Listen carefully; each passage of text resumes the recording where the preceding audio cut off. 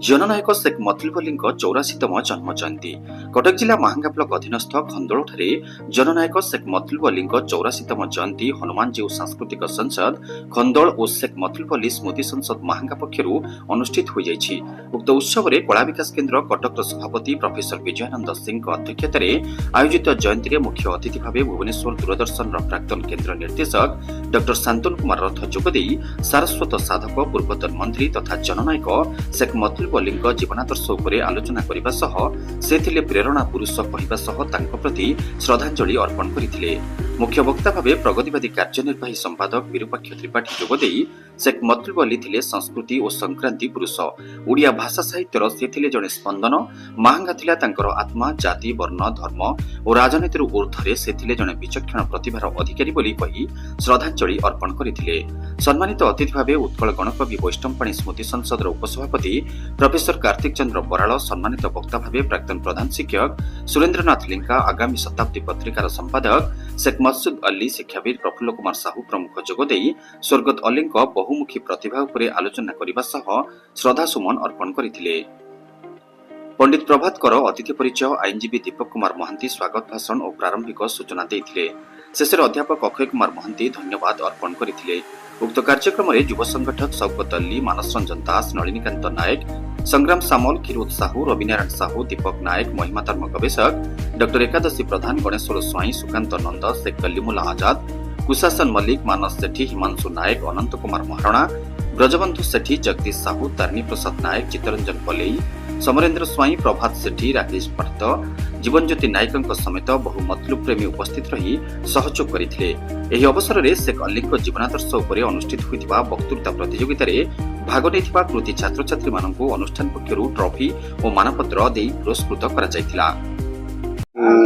केवल जे महांगार विधायक थिले बा जड़े राजनैतिक व्यक्तित्व भाव विभिन्न सरकार रे से मंत्री पद अलंकृत करथिले, सेमती तो बहुत लोक करिथांती, किंतु मतलुब अलींकर गोटे विशेषत्व होची मतलुब अली साहित्य, संस्कृति, भाषा ए सब क्षेत्र में एते रुचि रखुथिले एवं तांकर एते गभीर प्रवेश थिला, ताहा तांकर व्यक्तित्व गोटे मोहनीय दिग भाव में प्रतिभा देइतिला।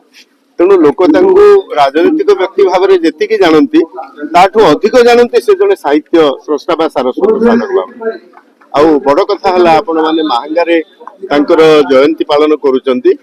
ता सहित मुझे गोटे सूचना देवाक चाहिए। मु तो आकाशवाणी रे दीर्घ वर्ष धरी काम करती, सारा ओडिशा रे मु बुलीची।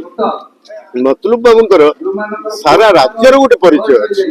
बहु अंचल रे तांकर साहित्य पाई, तांकर संस्कृति चर्चा पाई, तांकर भाषा ज्ञान पाई लोक माने तांको जानते एवं लोक माने तांको भल पाते।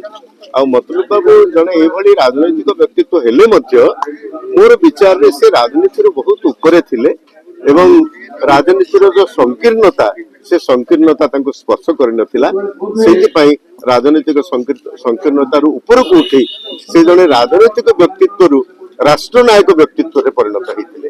तेणु सेति पई तांकर जयंती आमे पालन करिवा द्वारा आमे परवर्ती पीढ़ी को मध्य प्रेरणा दे परिबा एवं तांकर आदर्श, तांकर जीवनी जेते चर्चित हबो सेटा नुआ पिला मानको सेतिके प्रेरित करिवो जे माटीर जने व्यक्तित्व को जानिबे एवं तांकर आदर्श रो अनुप्राणित ओ महांगा माटी रु बाहर जो माने देखू तांको जने राजनैतिक नेता भाव रे जेतिके नुए आमे जने साहित्यिक संस्कृति पुरुष भाव रे देखिताउ।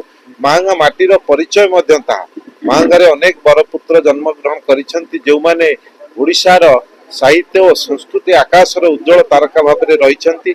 आमे अनुभव करू सेया जे महांगा माटी सबुदिने तार से मर्यादा पाऊ, तार गौरव बहन करू। जो माने अंचल रे अछंती महांगा माटीर समस्त संतान सारा ओडिशा को गोटे आलोक वर्तिका देखंतु। साहित्य संस्कृतिर स्वाभिमान माटी ये महांगा माटी पुणी थरे से जागरण सृष्टि हो। जो जागरण दिने नंदकिशोर बल सृष्टि करथिले, दिने बिंबाधर वर्मा सृष्टि करथिले, दिने प्रफुल्ल महांती भी आज देखिबे आपण जदि ओ पाख बड़चणार, किंतु से माने महांगा माटी रे प्रदुन बळंक कथा कहिबे, ये समस्त बाग्मी विश्वनाथ कथा कहिबे। महांगा माटीर से जो गौरव, महांगा माटीर गर्व ताहा जेमिति अक्षुण्ण रहिबो आज नुआ पिला माने नुआ पीढ़ी माने से अस्मिता को आधार करंतु जो अस्मिता को नहीं आमे आज समय रे आगु को चालुछे से अस्मिता को भूलंतुनी से अस्मिता होउची मो गाँर परिचय मोर परिचय मो माटीर परिचय। महांगरू विजय कुमारଙ୍କ रिपोर्ट निर्पण लाइव।